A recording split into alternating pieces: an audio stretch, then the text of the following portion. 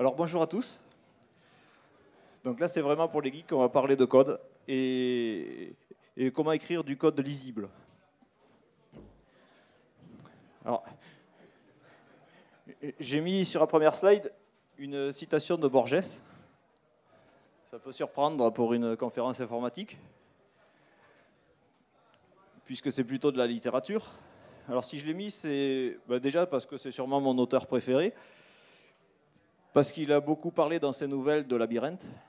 Il a écrit plein de nouvelles très intéressantes, très originales, un peu fantastiques. Et parce qu'il parle de pour qui il écrit. Il s'interroge sur les destinataires de ses écrits. Et nous, c'est ce qu'on va se poser comme question quand on écrit du code. Alors ça, ce sont les sponsors. Merci à eux de permettre que cette journée ait lieu. Ça, c'est moi. Alors, donc, je m'appelle Thierry Châtel, je suis consultant et formateur indépendant, spécialiste de l'architecture des applications web et du logiciel, du framework de développement AngularJS développé par Google, qui représente actuellement l'essentiel de mon activité.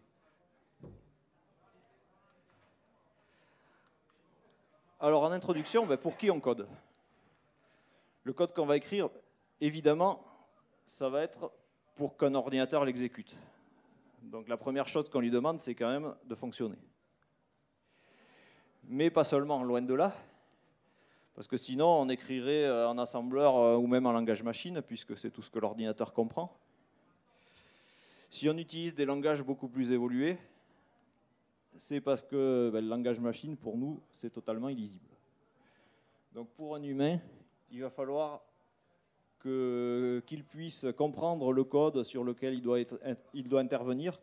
Le code, on l'écrit une fois, mais on va le lire des centaines de fois au cours d'un projet. Chacun qui revient sur un bout de code a besoin de comprendre ce qu'il fait et en y passant le moins de temps possible. Mais le code, c'est difficile à lire, effectivement.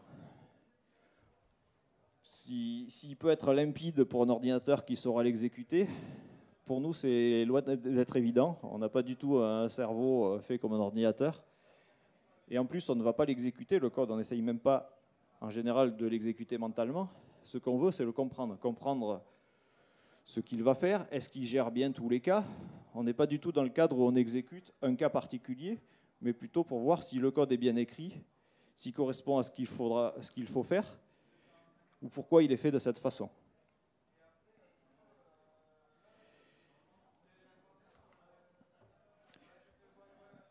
Ça, c'est le titre, donc Make Me Think, c'est le titre d'un bouquin sur l'ergonomie web, mais ça peut très bien s'appliquer aussi à un développeur qui doit lire du code existant. C'est déjà une tâche suffisamment compliquée en soi. Il y a une complexité intrinsèque de l'application qu'on ne peut pas éviter.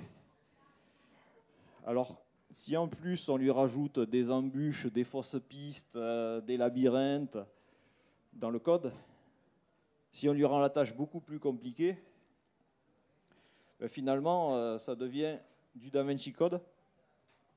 Bon, désolé, je n'ai pas pu m'empêcher de la faire.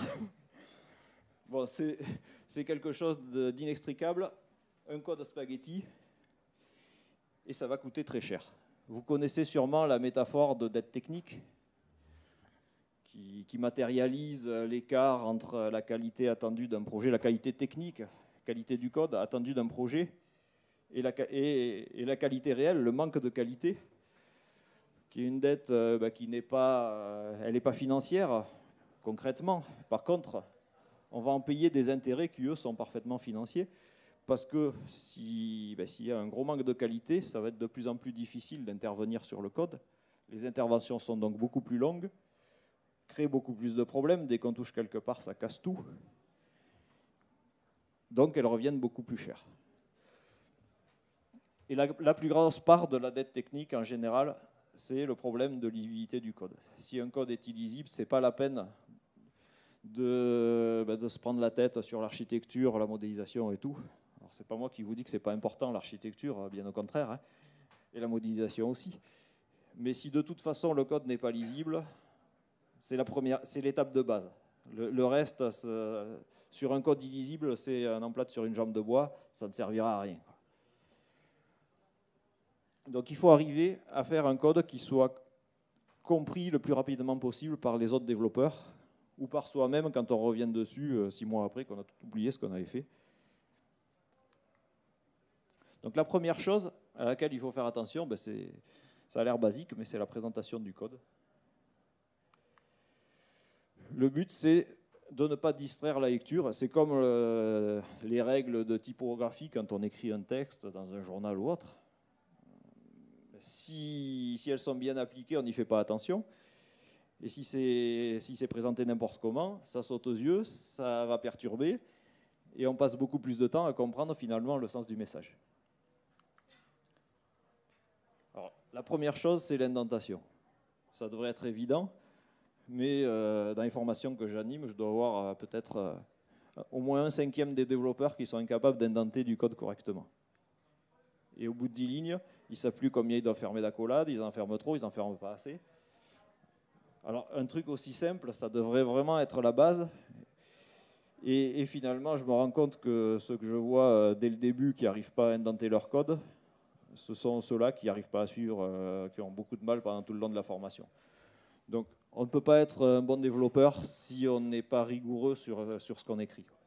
Sans rigueur, c'est impossible de progresser. Donc le code mal indenté, c'est inexcusable. Il y a tolérance zéro là-dessus. Alors après, ce que je vois beaucoup aussi, encore plus, c'est ceux qui vont mettre en commentaire la moindre ligne. Ils ont écrit quelque chose qui n'était pas bon, mais ils vont quand même le mettre en commentaire pour le garder au cas où ça deviendrait bon un jour. Et on se retrouve au bout d'un moment avec des commentaires de commentaires, et puis il faut fouiller dans les détritus, dans les décombres de tout ce qu'ils ont écrit à un moment donné, pour savoir quelles sont les quelques lignes qui sont pertinentes. Donc ça, c'est pas bon, hein. Il y a 30 ans qu'on utilise des gestionnaires de sources, ce qu'on a écrit, si on veut le conserver, on le commit, on pourra le retrouver quand on voudra. Il ne doit pas y avoir de code mort en commentaire, interdit. Parce que ça perturbe énormément la lecture, ça devient très difficile de savoir qu'est-ce qu'il faut lire.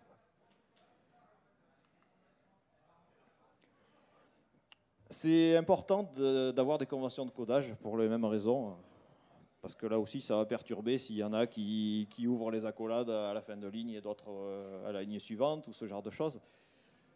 Ce sont beaucoup de petits détails, mais qui ont besoin de se faire oublier, donc d'être communs à toute une équipe. Donc il ne s'agit pas d'avoir un nombre énorme de règles, des règles simples, mais par contre qu'elles soient rigoureusement appliquées, que 2 personnes écrivent le même code, je dirais quasiment au caractère près, même façon de mettre les espaces et tout, il faut que ce soit cohérent et reproductible.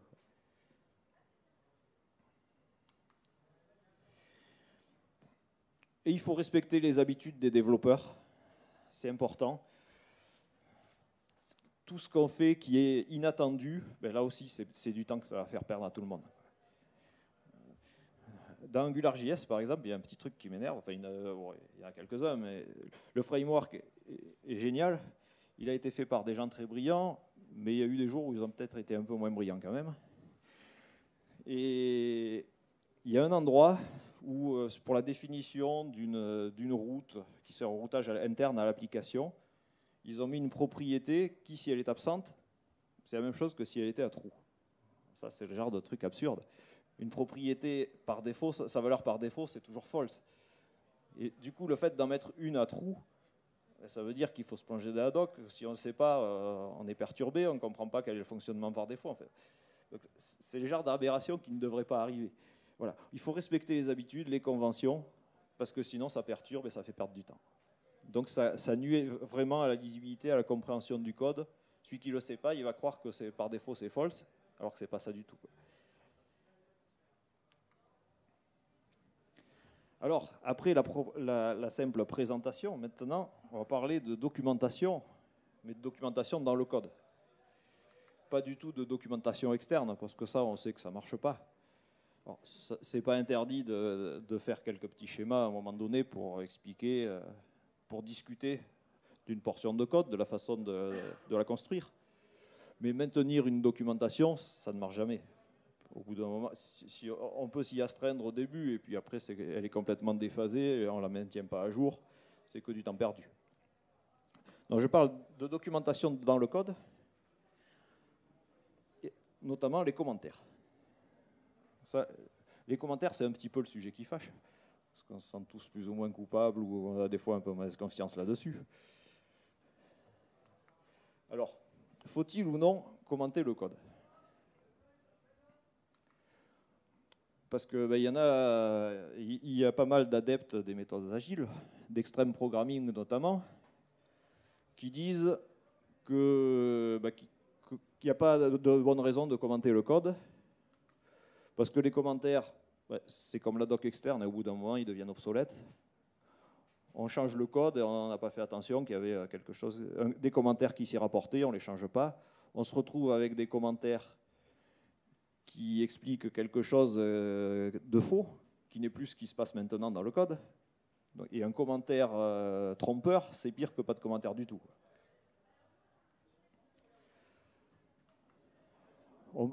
Il y a aussi ceux qui s'astreignent à commenter vont souvent mettre des commentaires inutiles. Alors celui-là est quand même caricatural, mais la plupart des commentaires qu'on voit, ils paraphrasent le code et ils n'apportent rien de plus que ce qu'on peut lire juste en dessous. Et ce qu'on lit aussi vite, donc finalement ça fait du volume, ça fait plus de choses à lire et on perd du temps. Et puis, un mauvais code bien commenté, ça n'en fera jamais un bon code. Donc c'est ce que disaient Kernighan et Plogger. Il ne faut pas commenter du mauvais code, il faut le réécrire. Donc ça fait plein d'arguments pertinents pour ne pas mettre de commentaires. Du coup, faut-il en mettre? Ben oui, quand même. Ah, là, pas de chance. Il y a peut-être qui espérait que j'allais dire non. En disant, c'est bon, il a dit qu'il ne faut plus en mettre. Hop, on arrête. Si, il y a des commentaires qu'il faut mettre, mais ils ne sont pas forcément si nombreux que ça. Alors, qu'est-ce qu'un bon commentaire? On va le deviner au travers d'un exemple. Ici, on a un bout de code. Qui peut me dire ce que fait cette fonction?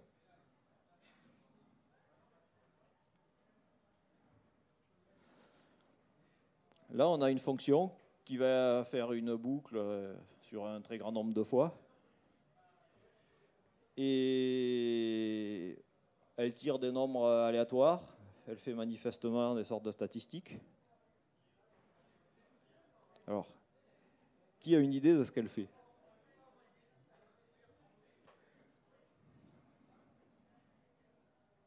Évidemment, le nom est bien choisi pour ne donner aucune indication.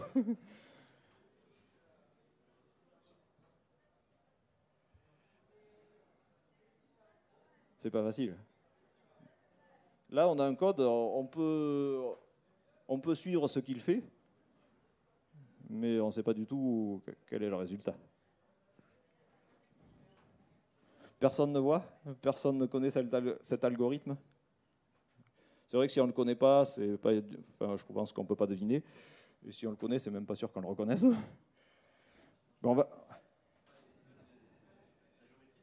Il y a de la géométrie dedans. Non, pas de triangle. De cercle. On va l'exécuter pour voir.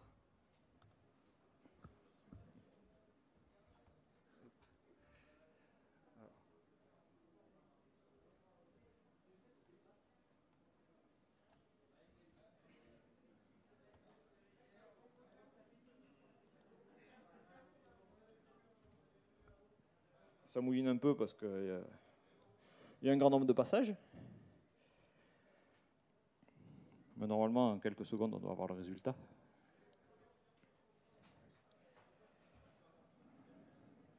Voilà, je n'ai pas branché le secteur, c'est un peu plus long. Voilà, alors c'est une fonction, un algorithme pas très précis, pas très efficace pour calculer les décimales de pi. Puisqu'on voit qu'à la troisième, c'est déjà pas juste. Voilà, la méthode est originale.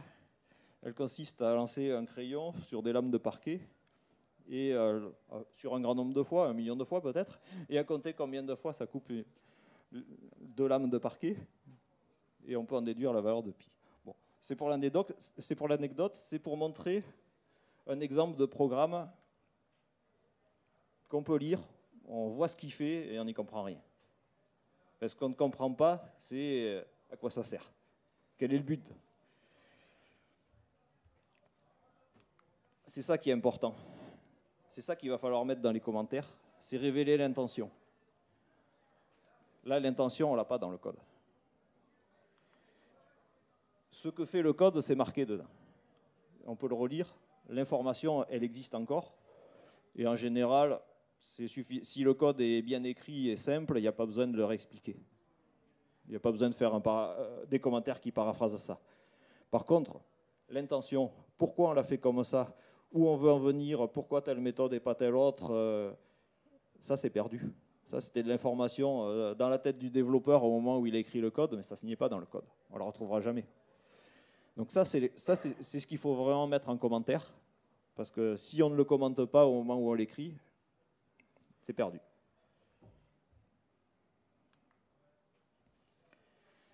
Alors la documentation, elle va être aussi à travers le nommage. Ça va être très important d'avoir un vocabulaire commun au niveau de l'équipe d'un projet. Dans Extreme Programming, on parle de métaphore. En DDD, en Domain Driven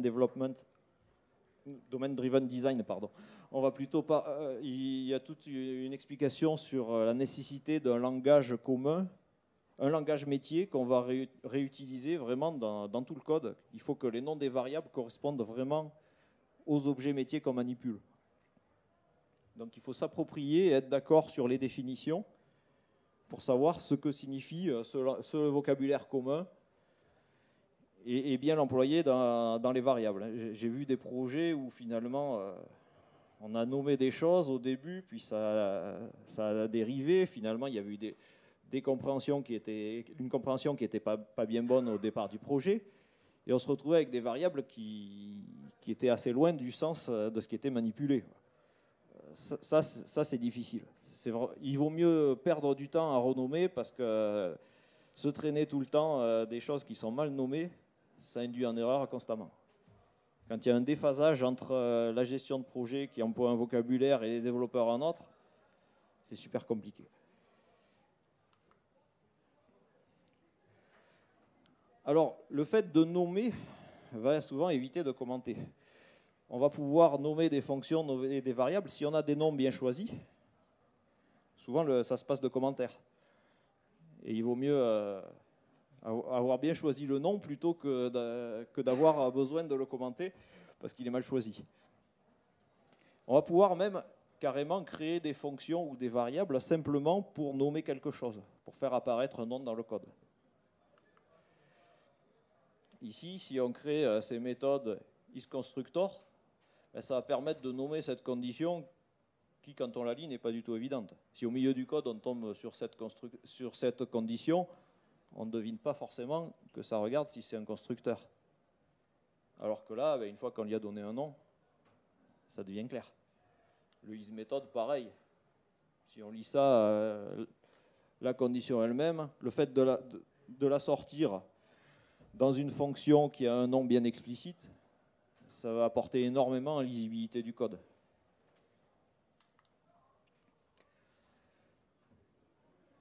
Ici aussi, on a un autre exemple où on a une condition qui n'est pas forcément compréhensible. Celle-là, ça traite de HTML. On regarde un type de nœud, mais égal à 1, on ne sait pas forcément ce que ça veut dire, si on ne s'est pas plongé dans la spec. Quel est le type de nœud HTML qui a le code 1? Enfin, à lire ça, on va y passer du temps pour savoir ce qu'il veut faire. Si on ne veut pas même créer une fonction séparée, ça peut être simplement avoir des variables où on a donné un nom, juste pour donner le nom. Mais le fait de dire ici, ça veut dire que c'est un tag, ça veut dire que c'est un tag qui a cette classe-là, ça y est, l'explication est liée, c'est mieux qu'un commentaire. Et il n'y a pas besoin d'aller essayer de comprendre le détail si on veut juste savoir ce que ça fait. Là, on comprend, alors qu'ici, ben, il va falloir rechercher. Et donc, ils perdent beaucoup de temps. Donc, ne pas hésiter à rajouter un peu de code juste pour nommer les choses, c'est très important. Et les tests unitaires aussi. Alors, que viennent faire les tests unitaires dans la documentation? Mais c'en est de la doc, justement. Les tests unitaires, ils vont documenter les spécifications de chaque fonction, chaque classe. Et en plus, par rapport à la documentation, ils sont forcément à jour, parce que sinon, ils ne passent plus. Si ça a changé, on est obligé de maintenir les tests unitaires, sinon ils ne passent plus. Donc là, on a une spec qui est forcément à jour, c'est très important. Et en plus, il y a un effet collatéral très bénéfique, c'est que, enfin, c'est même pas tellement un effet collatéral, c'est peut-être la raison d'être des tests unitaires, c'est qu'on va pouvoir faire du refactoring. Donc si on a tout un jeu de tests qui garantissent que ça continuera à marcher, ben on peut y aller et on pourra beaucoup plus facilement refaire du refactoring de notre code pour le rendre plus visible.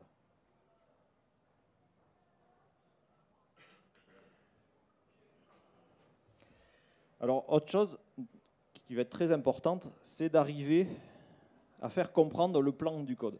Le plan vraiment au sens littéraire, comme le plan d'un texte, savoir quelle est la structure, avoir un résumé, ne pas être obligé de tout comprendre pour savoir ce que fait une fonction ou une classe ou autre.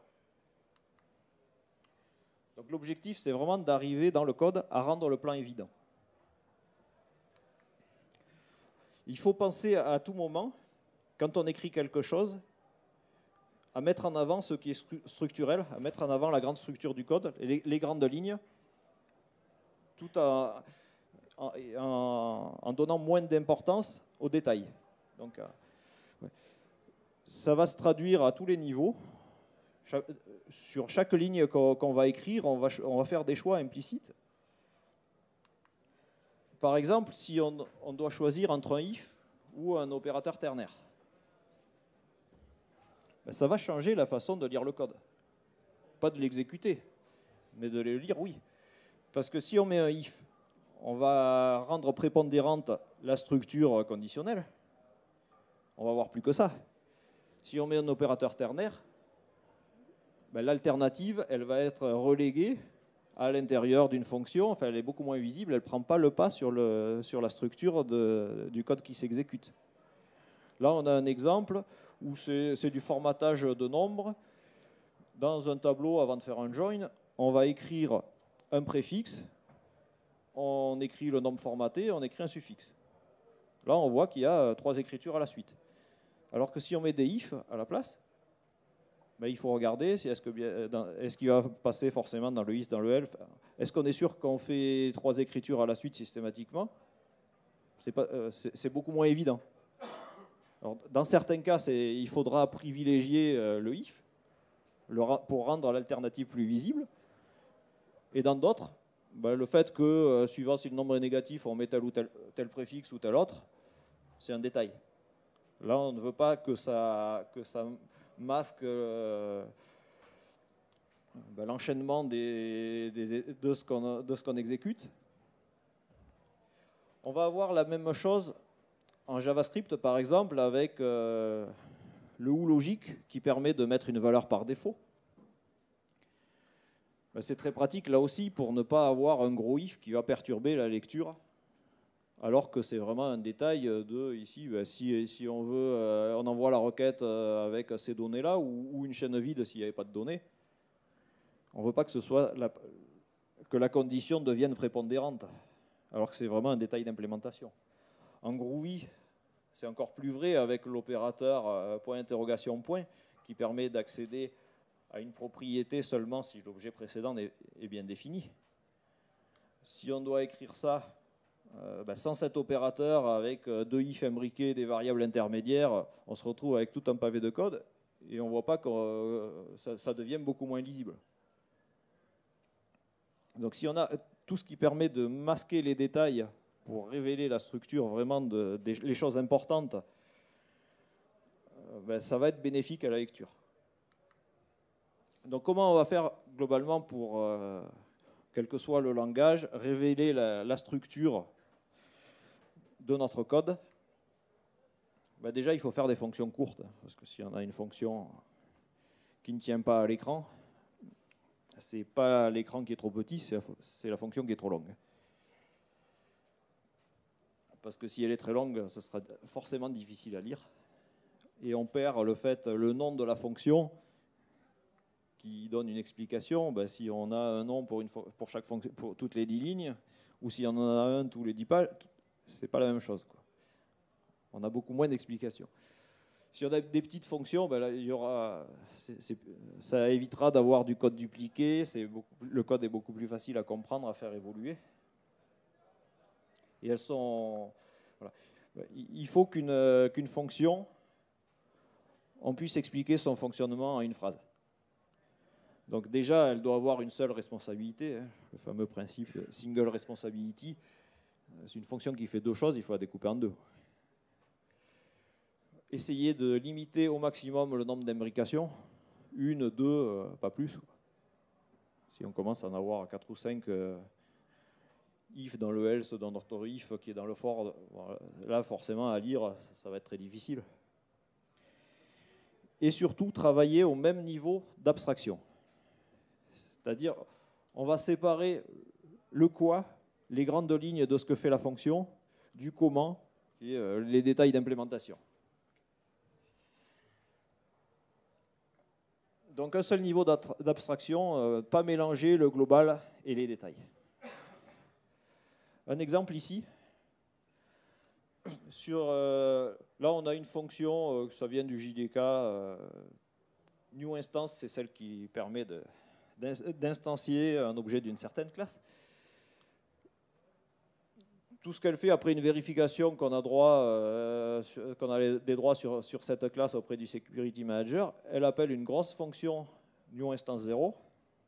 Alors, elle est beaucoup plus grosse que ce qu'on voit là. C'est une slide scrollable, c'est un concept.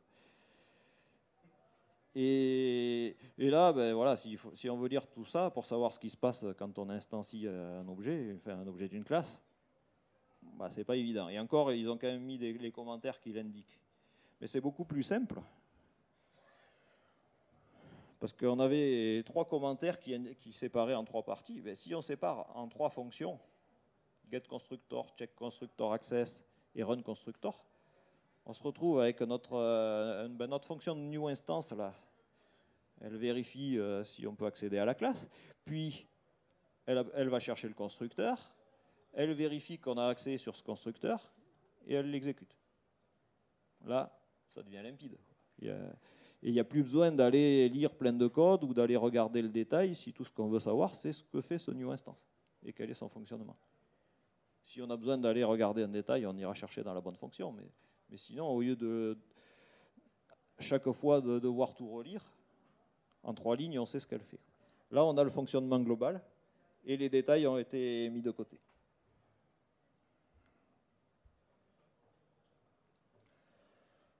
Des détails gênants, on en a ici aussi une fonction où on fait une boucle sur des méthodes pour savoir laquelle on doit retirer du tableau et on a une grosse condition qui n'est pas claire du tout.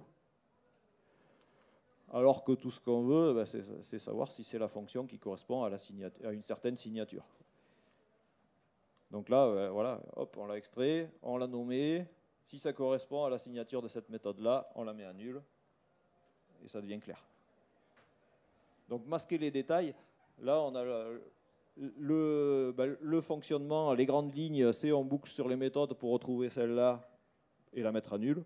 On ne veut pas savoir quelle est la condition au milieu, parce que sinon, là, du coup, les grandes lignes elles sont mélangées au point de détail.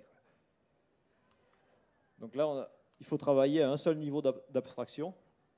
Les niveaux d'imbrication, on peut les réduire, même quand on a des conditions dans un for, où ce n'est pas forcément évident de savoir comment faire. On peut très bien boucler sur une liste filtrée. Avoir créé une fonction, une méthode qui va créer une liste filtrée, et il n'y a plus qu'à boucler là-dessus et appliquer sur tous les éléments sans mettre de if. Et en plus, la fonction, elle va sûrement resservir, elle a donné un nom plutôt que d'avoir une condition pas forcément claire. C'est beaucoup plus avantageux. Alors, au niveau de la lisibilité du code, il y a quelque chose qui est génial, c'est les Fluent Interface. Vous en avez sûrement déjà tous manipulé, c'est quand même pas mal à la mode maintenant, depuis quelques années. Donc c'est du code qui veut ressembler à du langage courant. Ça n'en est pas justement. Là, c'est pénible à lire. C'est un exemple qui est donné par Martin Fowler, qui est à l'origine de ce nom de Fluent Interface avec Eric Evans. Là, un exemple qui crée une facture pour un client. Donc on crée l'objet facture, il faut l'ajouter à ce client-là. Il faut créer des lignes de facture avec, pas se tromper dans les arguments, là c'est le nombre de produits commandés, là on va chercher par le code du produit. Et on ajoute les lignes dans le bon ordre, voilà, on a plusieurs lignes. Là on met que cette ligne-là, elle peut être sautée, si le produit n'est pas en stock, on veut le reste quand même. Et il ne faut pas se tromper de ligne non plus, parce que là, on le met sur un des objets, si on n'a pas choisi le bon, c'est une erreur, mais qui ne va pas sauter aux yeux. Et puis on met que la facture est urgente. Ou alors, version Fluent Interface, ça saute aux yeux que c'est plus lisible. Et on dit New Order, on en veut 6 de tel code, 5 de tel code, celui-là il est optionnel, et 3 de tel code, et c'est urgent. Là, il n'y a que des avantages. Déjà, c'est beaucoup plus court, c'est super lisible. Le langage, éventuellement, si c'est un langage typé, va pouvoir vérifier, puisque à chaque fois, ça va renvoyer un objet qui n'aura que les méthodes suivantes qui peuvent être appelées, qui seront disponibles. Donc, si on n'utilise pas les bonnes, ça ne rentre pas dans les trous. Et puis, même si le langage ne permet pas de le vérifier, c'est évident pour le lecteur. Là, on voit sur quelle est la ligne optionnelle. Si on l'avait mis là, ça saute aux yeux lequel c'est, alors qu'ici, ouais, c'est celui-là. Bon, si on s'est trompé, on a mis line 3 au lieu de 2, ça ne va pas être flagrant. Là, on a vraiment quelque chose qui ressemble à un langage, et si on n'appelle pas la bonne méthode sur le bon objet, ça n'a plus de sens, et ce sera bien visible. Donc ça, c'est vraiment une très bonne approche. Ça veut dire qu'il faut penser à la lisibilité du code quand on crée une API. Pas penser aux fonctionnalités de l'API seulement, mais penser au code qui va l'utiliser, concevoir l'API pour que le code qui va l'utiliser soit le plus simple possible et le plus lisible possible, et permettre d'éviter au maximum les erreurs. Alors en conclusion, avant d'aller manger, il faut penser au lecteur. Dès qu'on écrit du code, tout le temps, toujours penser à celui qui va le relire. Ça devient un réflexe. Au début, il faut faire l'effort. Mais après, spontanément, on va réécrire. Si on a écrit 2 lignes et on voit que ce n'est pas clair, on va les réécrire sans même y penser. Au début, il faut penser à y penser. Mais après, on n'y fait même plus attention. Et si on a tout le temps à l'esprit cette problématique que le code doit être lu, doit être le plus simple possible et le plus rapide possible à comprendre, ça va avoir un gros effet. Le pair programming, pour ça, c'est génial, parce que le lecteur, on l'a à côté. S'il se gratte la tête quand on vient d'écrire 2 lignes parce qu'il ne voit pas ce qu'on voulait mettre, alors qu'il est en plein dans le contexte, ça veut dire que ce n'est pas clair du tout et qu'il faut les réécrire. Alors, on a vraiment un test immédiat. Donc les techniques qu'on a vues, ce qu'il faut retenir, c'est d'exprimer l'intention dans le nommage, dans les commentaires, conserver l'information de pourquoi on a fait comme ça, pourquoi on a choisi cette méthode, où on veut en venir.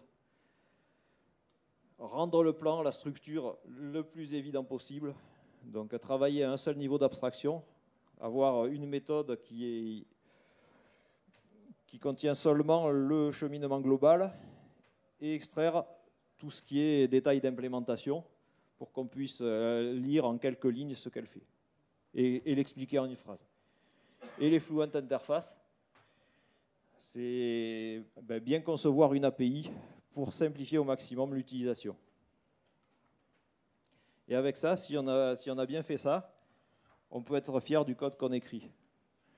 Du coup, je termine sur une citation de Giscard. C'est la première fois que je termine une conf sur une citation de Giscard, mais celle-là, j'ai trouvé qu'elle était parfaitement adaptée. C'est un texte facilement lisible, limpide et assez joliment écrit. Je le dis d'autant plus aisément que c'est moi qui l'ai rédigé. Bon, ben, si on est capable de dire ça de notre code, qu'il est lisible, limpide, qu'on le comprend facilement, ben, on a tout à fait raison d'en être fier. Voilà, j'espère avoir été clair et que ça vous aidera à l'être davantage dans le code que vous écrivez.